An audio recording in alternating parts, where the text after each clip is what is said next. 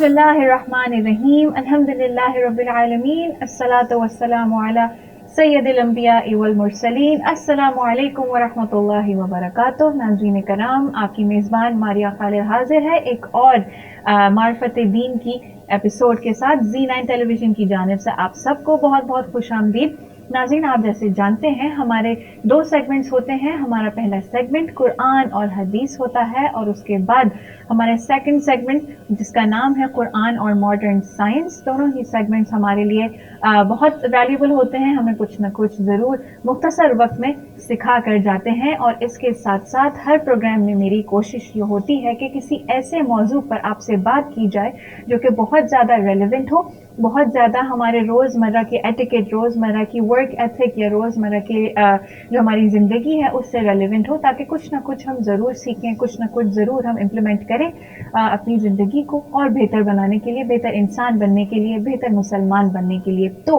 آج جس ٹاپک کا میں نے انتخاب کیا ہے بڑا ہی انٹرسٹنگ ٹاپک ہے، اور یہ ایک ایسا ٹاپک ہے، ایک بلکہ جملہ ہماری سوسائٹی میں بہت زیادہ سننے میں آتا ہے، اور وہ یہ ہے کہ لوگ کیا کہیں گے. اور ہم لوگوں سے ہم اتنے ڈرتے ہیں، تو لوگ کیا کہیں گے جو سوچ ہے یہ اتنا بڑا ایک سوسائٹی کا فینومینون بن چکا ہے کہ یہ بہت زیادہ نظر میں آتا ہے، بہت زیادہ سننے میں آتا ہے. اس کا جب لوگ کیا کہیں گے جیسی سوچ کو ہم اپناتے ہیں تو ہم لوگوں سے اتنا ڈرنا شروع ہو جاتے ہیں، ہم مستقل فکر مند رہتے ہیں کہ لوگ ہمارے بارے میں کیا کہیں گے، لوگ ہمارے بارے میں کیا سوچیں گے. اور اتنا زیادہ ہم لوگوں کی فکر کرتے ہیں کہ ہم گمراہی کی طرف جانا شروع ہو جاتے ہیں، ہم ریئلائز ہی نہیں کرتے. لیکن جب ہم لوگ کیا کہیں گے جیسی سوچ کو اپناتے ہیں، اس سوچ کو اپنانے کا مطلب ہے کہ ہم اللہ کی طرف سے ہم اللہ کی جو رضامندی ہے اس کو نگلیکٹ کرنا شروع کر دیتے ہیں. ہم بہت زیادہ گناہ اپنے حصے میں ڈال دیتے ہیں اس طرح کی سوچ کو اپنا کر. اور وہ ہم کیسے کرتے ہیں یہ آج کے شو میں ہم اس پر بات کریں گے. کیا لوگوں سے ڈرنا ٹھیک ہے؟ کیا اس بنیاد پر ہم اپنی زندگی کے فیصلے ہمارے کرنا ٹھیک ہے؟ اس بارے میں ہمارا دین ہماری کیا رہنمائی فرماتا ہے، ہم اس پر بات کریں گے. اور اس کے ساتھ ساتھ میں ہر شو کی طرح آپ کے سامنے کچھ ایسی ایگزامپلز رکھوں گی جس سے ہمیں یہ پتہ چلتا ہے، وہ ایگزامپلز یہ ڈیمونسٹریٹ کرتی ہیں کہ لوگ کیا کہیں گے جیسی سوچ کو ہم کتنا جو ہے وہ نوئنگلی اور ان نوئنگلی کتنا زیادہ ہم اس سوچ کو اپنی روز مرہ کی زندگی میں ہم امپلیمنٹ کرتے ہیں، اور ہم ریئلائز ہی نہیں کرتے کہ ہم لوگوں کی کتنی فکر کر رہے ہیں اور ہمیں بالکل بھی ضرورت نہیں ہوتی. لیکن ہم پھر بھی لوگ کیا کہیں گے جیسی سوچ کو اپنا کر وہ چیزیں وہ گناہ کر جاتے ہیں جو ہمیں کرنے کی بالکل ضرورت نہیں ہے. بہت ایزیلی اوائڈیبل ہوتی ہیں وہ چیزیں کرنا، کیونکہ جب ہم لوگ کیا کہیں گے جیسی سوچ کو اپناتے ہیں تو ہم ایسی چیزیں بھی کر دیتے ہیں جو جن کی اجازت ہماری جیب نہیں دیتی، جن کی اجازت ہمارے حالات نہیں دیتے، جن کی اجازت ہماری ویلیوز نہیں دیتی. تو ان ایگزامپلس پر بات ہوگی. اور آج کے شو میں آپ سے ایک ایسی چیز پوائنٹ آؤٹ کرنا چاہوں گی جہاں پر لوگ کیا کہیں گے جیسی سوچ کو اپنانا اچھا ہے، درست ہے، انکریجڈ ہے. تو وہ کون سے سرکمسٹانسز ہیں جہاں پر ہمیں یہ سوچنا چاہیے کہ یار لوگ کیا کہیں گے. تو وہ جب ہم سرکمسٹانسز میں ہوتے ہیں تو وہاں پر لوگ کیا کہیں گے جیسی سوچ کو ہم گوئنگ فارورڈ کوشش کریں گے کہ ہم امپلیمنٹ کریں.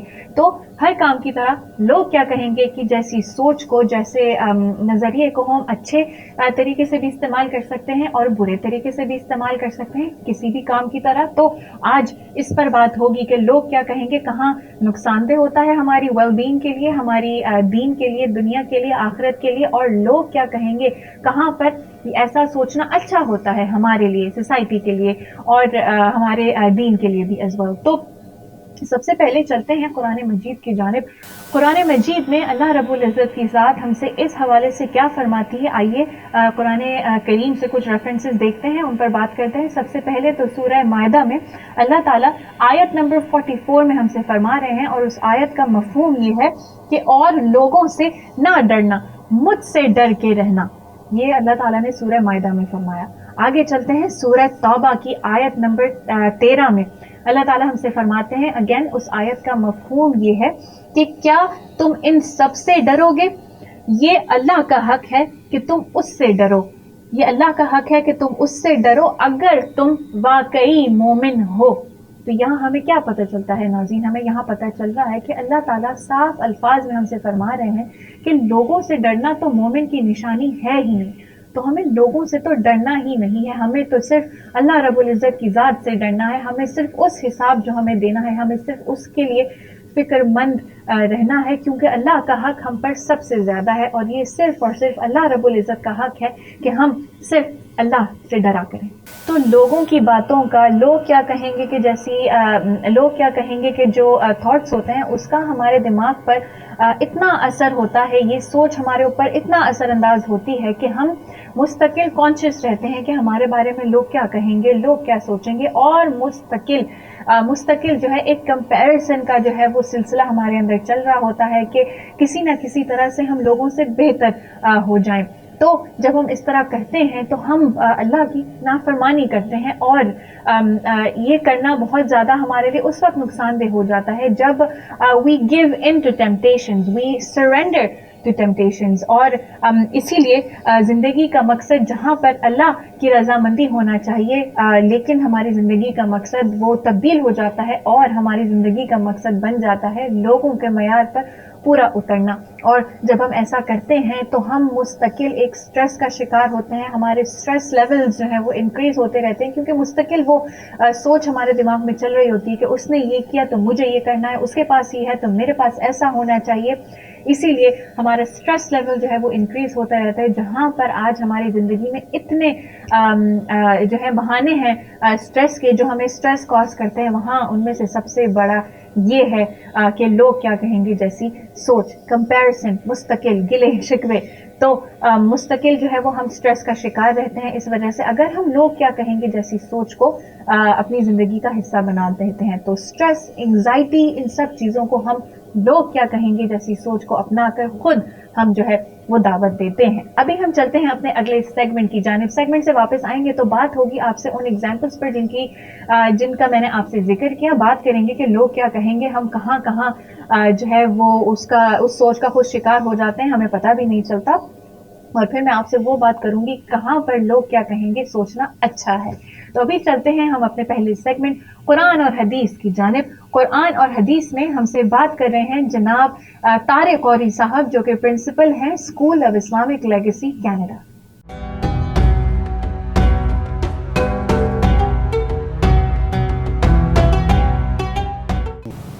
بسم اللہ الرحمن الرحیم۔ Dear viewers, Assalamu alaikum wa rahmatullahi wa barakatuh. Welcome to 11th episode of Ma'arifat Deen, and this segment Ma'arifat Quran wa Hadith.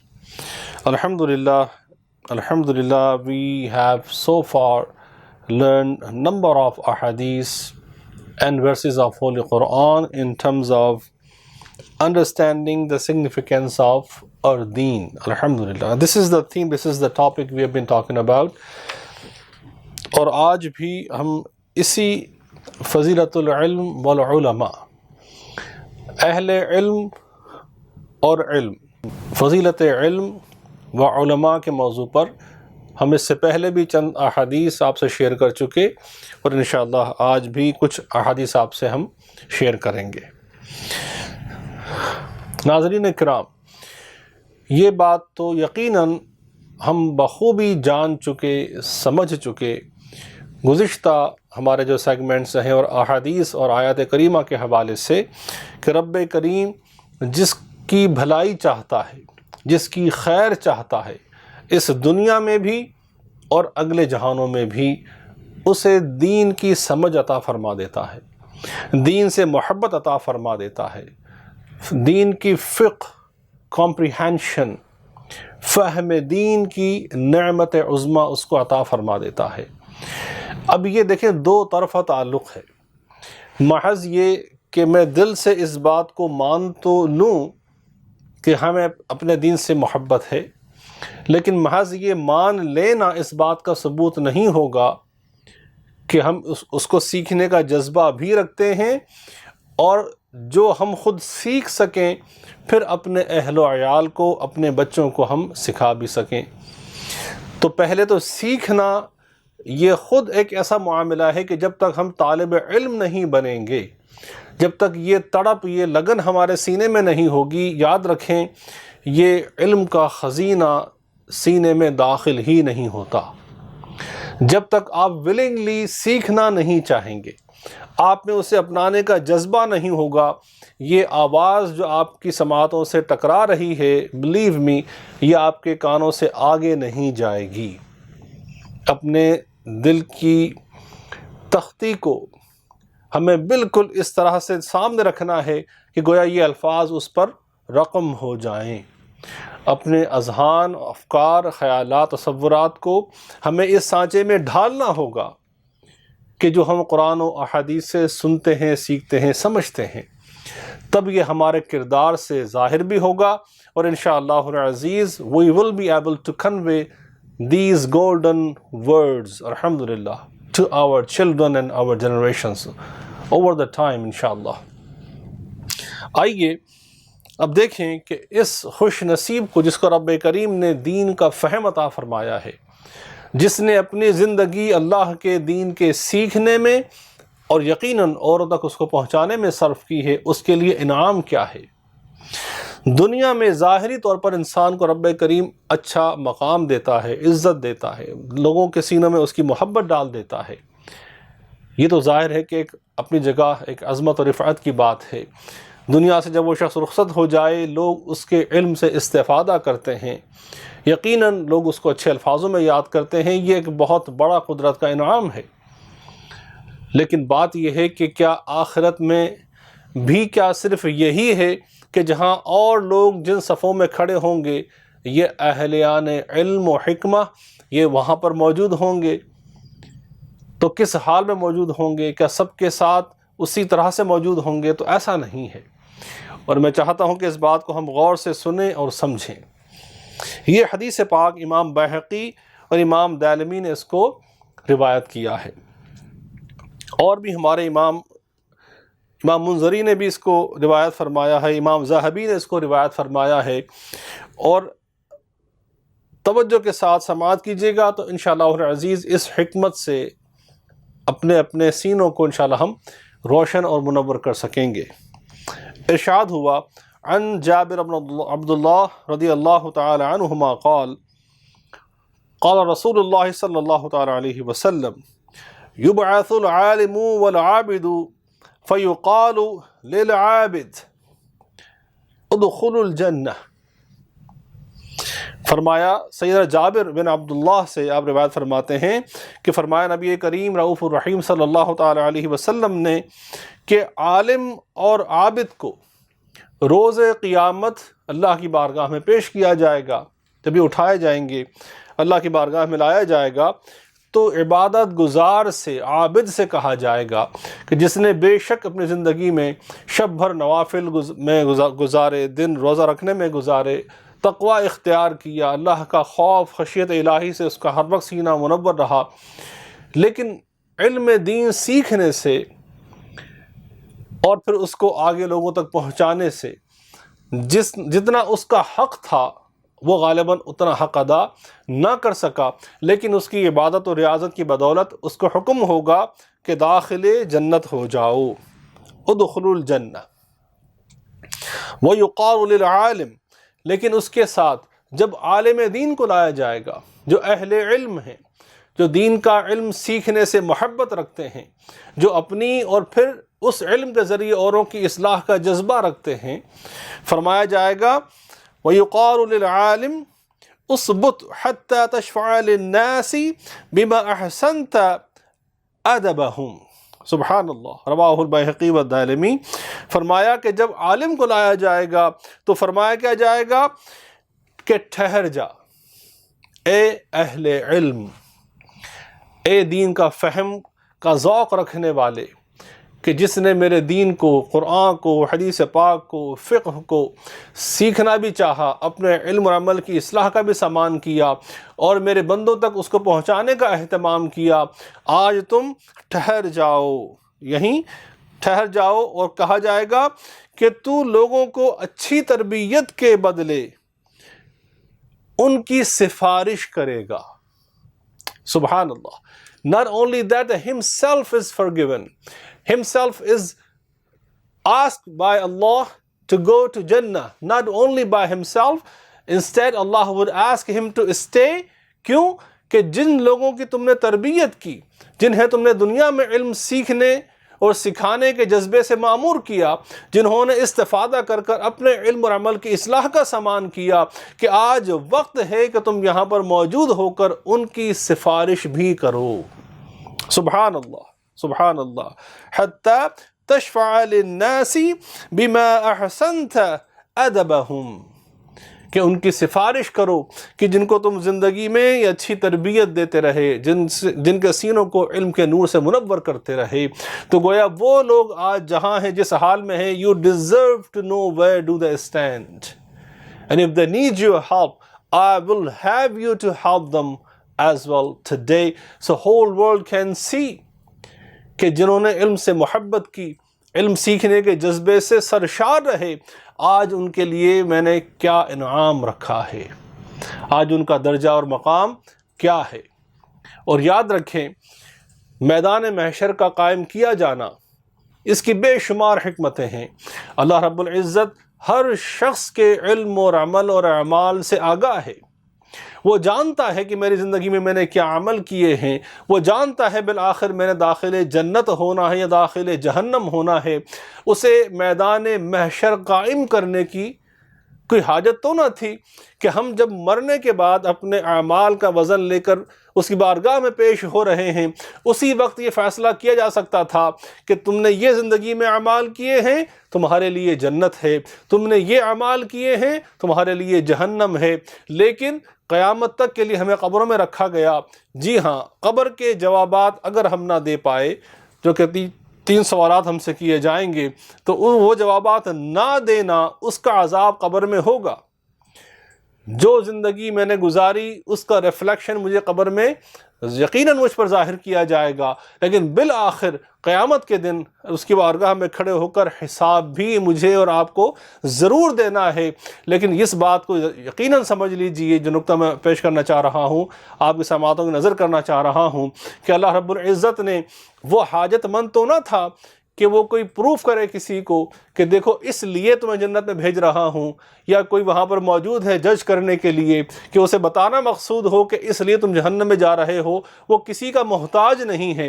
ہمارے عمل کی بنیاد پر وہ جو چاہے فیصلہ کرے, وہ بے نیاز ہے. لیکن میدان محشر کے قائم کیے جانے کی جو بے شمار حکمتیں ائمہ نے لکھی ہیں, علماء نے بیان فرمائی ہیں, one of them is that کہ جس نے حق کا ساتھ دیا, قربانیاں دیں, اپنی جان کا نذرانہ پیش کیا, اپنے وقت کی قربانی دی, مالی قربانی دی, اس کو راضی کرنے کے لیے جو کچھ دنیا کے معاملات کو جس شخص نے فیس کیا, آج اس دنیا کو دکھانا بھی مقصود ہے کہ جس نے میرے لیے قربانیاں دی ہیں, آج ان کا میری بارگاہ میں کتنا بلند مقام ہے. So the world would know کہ جن کو زندگی میں ہم حقیر جانتے تھے, جن کو ہم نے کبھی اچھا درجہ مقام نہیں دیا, جنہیں ہم اپنے ہاں مدعو کرنا مقصود نہ تھا, جن کو اپنے ہاں مدعو کرنا پسند نہ کرتے تھے, جنہیں اپنے پاس بٹھانا ہمیں محبوب نہ تھا, تو گویا دنیا میں وہ کس مقام پر تھے اور آخرت میں رب کریم انہیں کیا اعلیٰ مقام عطا فرمانے والا ہے, تو وہ سب دیکھ رہے ہوں گے.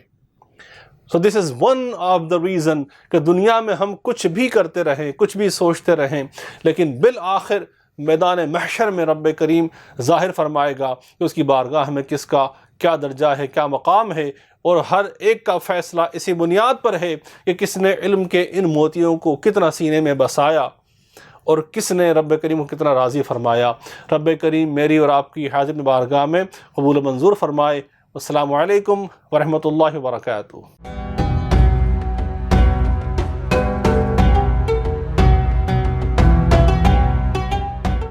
جی ناظرین, آپ نے ہمارا سیگمنٹ دیکھا قرآن اور حدیث. واپس آتے ہیں اپنے آج کے موضوع کی طرف اور بات کرتے ہیں اپنے موجودہ حالات پر لوگ کیا کہیں گے جیسی سوچ کے اوپر. تو جب ہم لوگ کیا کہیں گے جیسی سوچ کو اپناتے ہیں تو بہت سارے ہم گناہوں کا انتخاب کرتے ہیں. ان میں سے سب سے زیادہ جو 2 بڑے گناہ ہیں جو سر فہرست ہیں وہ ہیں اسراف اور جھوٹ.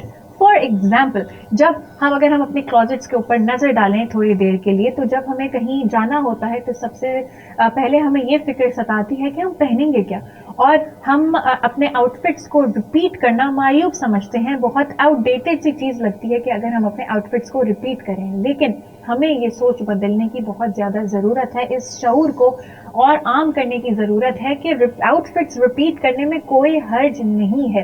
ہم یہ سوچتے ہیں کہ اگر ہم نے آؤٹ فٹس اپنے ریپیٹ کر لیے, وہی آؤٹ فٹس دوبارہ ہم پہن کر چلے گئے, تو لوگ کیا سوچیں گے کہ ان کے پاس پہننے کے لیے کپڑے ہی نہیں ہیں. تو ناظرین, میں آج آپ سے یہاں یہ کہنا چاہتی ہوں, یہی میرا آج کا میسج ہے کہ جو اہل علم ہوتے ہیں, جو شعور والے ہوتے ہیں, جن کو پہچان ہوتی ہے مومن کی, جن کو ویلیوز کی پہچان ہوتی ہے, اور جو اللہ سے ڈرنے والے ہوتے ہیں, وہ یہ بھی تو سوچ سکتے ہیں کہ اللہ کا دیا اس بندے کے پاس سب کچھ ہے, لیکن پھر بھی دیکھو کتنی سادگی سے اپنی زندگی گزارتا ہے, کتنی سادگی ہے مزاج میں.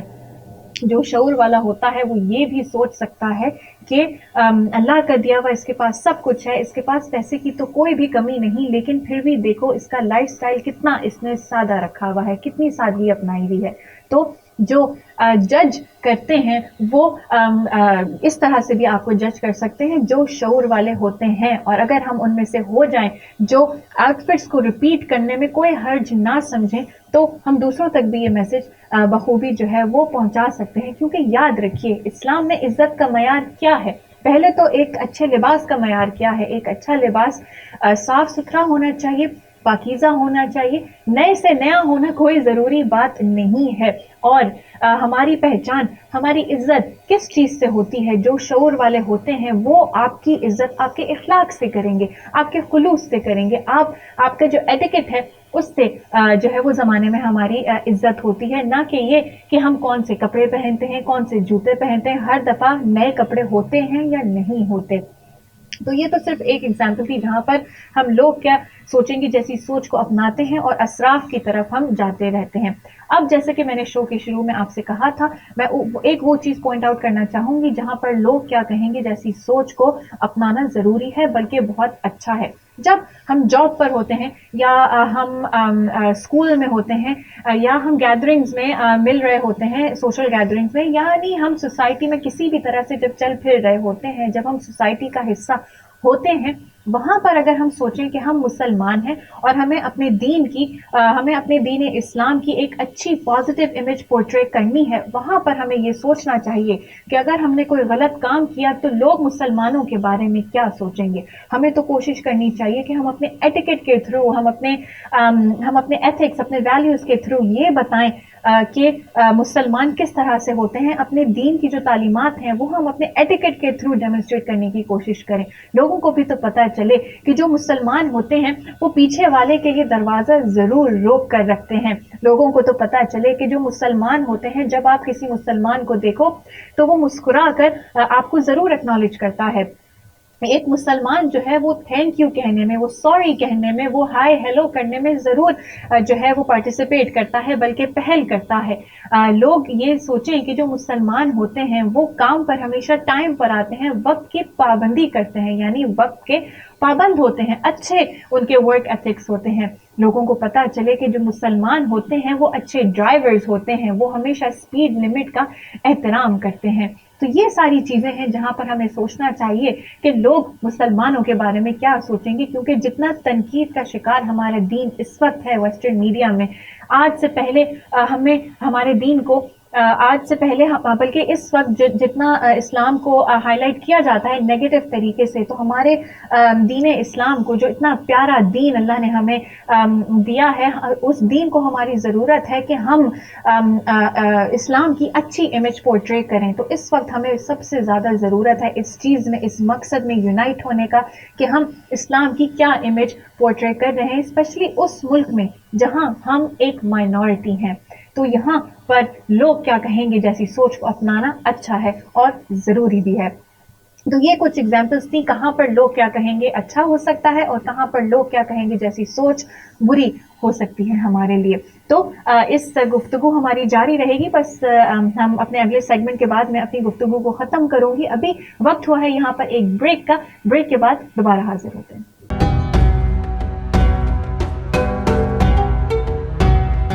नाज़रीन, welcome back after the break. अब चलते हैं हम अपने अगले सेगमेंट की जानिब। हमारा सेगमेंट है कुरान और मॉडर्न साइंस, और हमारे नेक्स्ट सेगमेंट में हमसे बात कर रहे हैं जनाब डॉक्टर फवाद इकबाल साहब।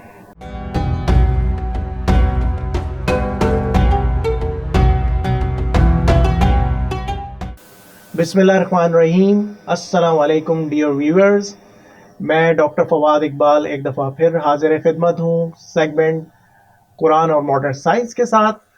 और मैं उम्मीद करता हूँ कि हमारे जो गुज़श्ता सेगमेंट्स हैं, जो उसमें टॉपिक्स हैं, वो आपको यकीनन ना सिर्फ आपके लिए दिलचस्प हैं, बल्कि हमारी नॉलेज की इन्हांसमेंट के लिए और हमारी नॉलेज को में ऐसा इजाफ़ा हो रहा है जो हर आने वाले प्रोग्राम के साथ उसमें बेहतरी आ रही है। तो आज जो हमारा टॉपिक है उसकी तरफ चलते हैं। और वो टॉपिक का जब मैंने सिलेक्शन किया तो उसके हवाले से बहुत सारी नॉलेज को जब मुझे सीखने का या बहुत ज़्यादा पढ़ने का मौका मिला, तो ना सिर्फ मेरी एक्साइटमेंट इस टॉपिक को आपसे शेयर करने के हवाले से बढ़ गई, बल्कि मेरी अपनी पर्सनल नॉलेज में भी बहुत ज़्यादा इजाफा हुआ। और मैं उम्मीद करता हूँ कि इस टॉपिक में आप भी के लिए भी बहुत कुछ सीखने के लिए मौजूद है।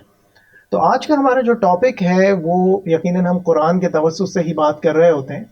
और कुरान हमें बहुत सालों पहले, सैकड़ों सालों पहले बहुत सारी ऐसी इंडिकेशंस दे चुका है जो वक्त के साथ साथ प्रूव हो रही हैं। तो आज हम बात करेंगे कि अल्लाह रब्बे करीम ने जब बात की है क़यामत के दिन की और जजमेंट डे की, तो उसमें बहुत सारी ऐसी निशानियां बताई हैं कि उस दिन वो होंगी।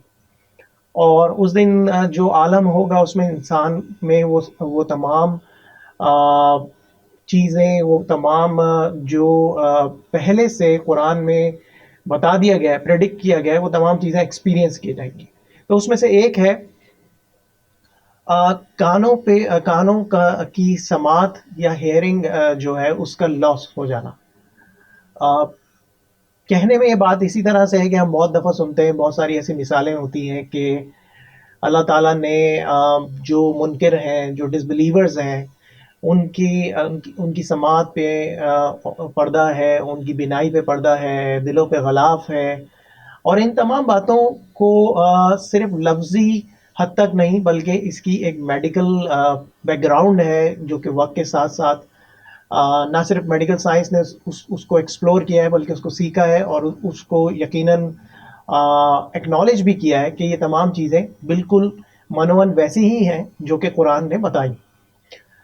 जिस सूरह में इस ख़ास टॉपिक का जिक्र किया गया है वो कुरान का चैप्टर नंबर 6 आयत नंबर 25 में अल्लाह रब्बे करीम फरमाते हैं कि among them are those who listen to you but we place covers over their hearts to prevent them from understanding it and tear in their ears even they see every sign they will not believe in it until when they come to you to argue with you. Those who disbelieve will say these are nothing but myths of the ancients.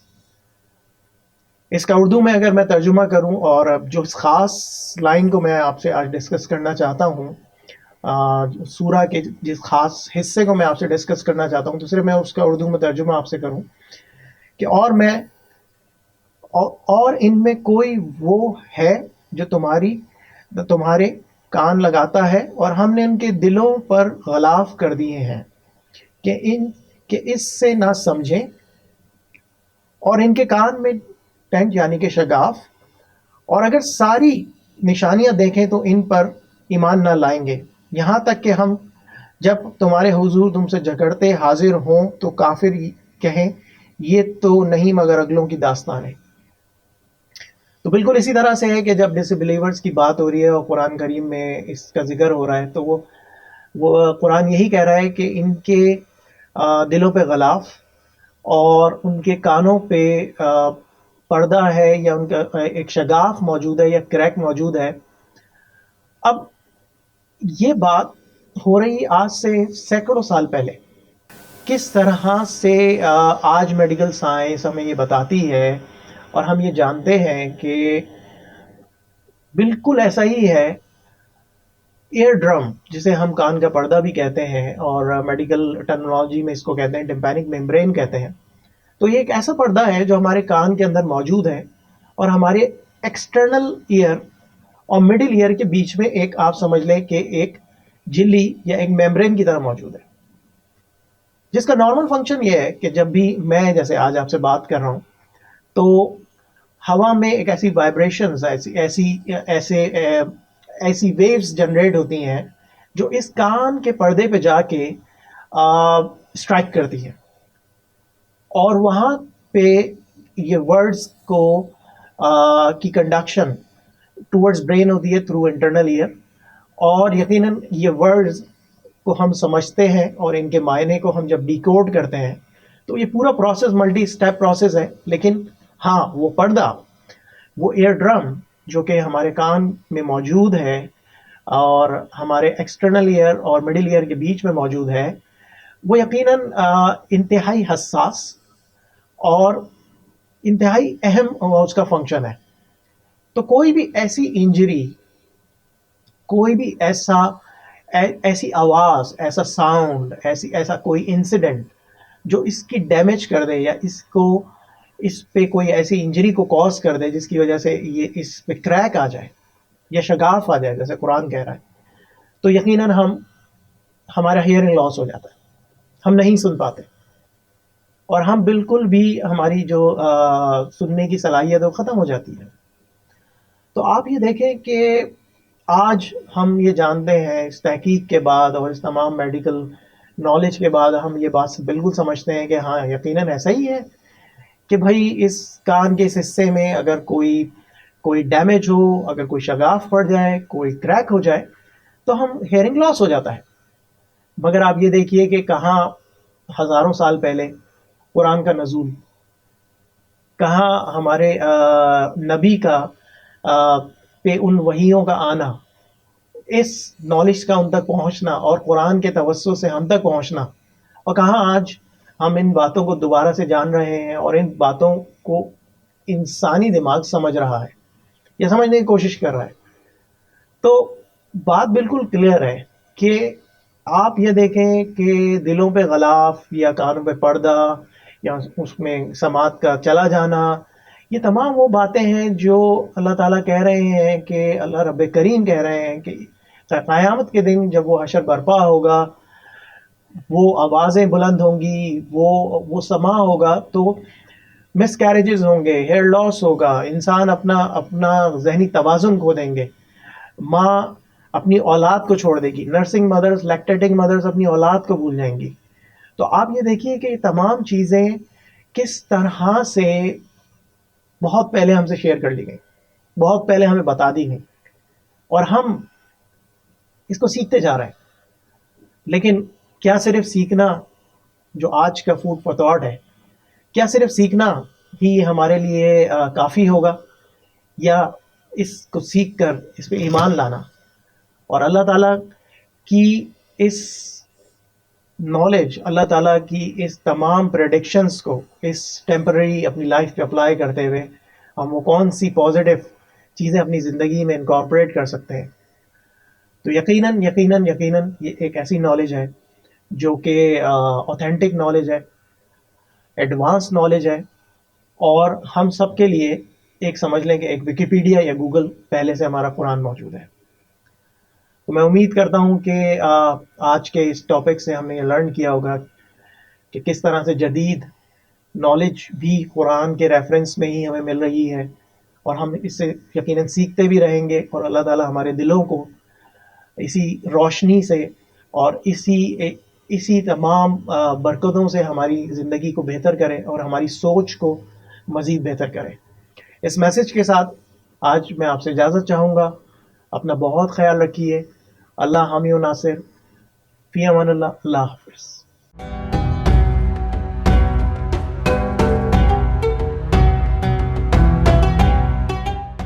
जी नाज़रीन, welcome back. आपने हमारा segment देखा कुरान और modern science, और आज बात हो रही है लोग क्या कहेंगे के ऊपर। तो جب ہم لوگ کیا کہیں گے کی سوچ کو اپناتے ہیں تو ہم لوگوں کی اتنی فکر کرتے ہیں، لیکن کیا ہم کبھی یہ سوچتے ہیں کہ ہماری نمازیں اور بہتر ہونی چاہیے؟ جہاں ہم لوگ کیا کہیں گے جیسی سوچ کو اپنا کر اتنے کمپیریزنز اپنی ذات کے حوالے سے کرنا شروع کر دیتے ہیں، تو کیا ہم کتنی دفعہ یہ سوچتے ہیں کہ اللہ کیا سوچے گا، ہم اللہ کے اور قریب کس طرح سے آ سکتے ہیں؟ کیا ہم یہ سوچتے ہیں کہ ہمارے اخلاق اور اچھے ہونے چاہیے، ہماری نمازیں اور اچھی ہونی چاہیے، ہمارا لائف سٹائل اور سادہ ہونا چاہیے، بہت جھمیلے پال لیے، تھوڑی اور سادگی ہونی چاہیے جس طرح سے اسلام کو یعنی اللہ کو پسند ہے؟ کیا ہم کتنی دفعہ ایسا ہوتا ہے کہ کتنی دفعہ ایسا ہوتا ہے کہ ہم یہ ساری چیزیں سوچتے ہیں؟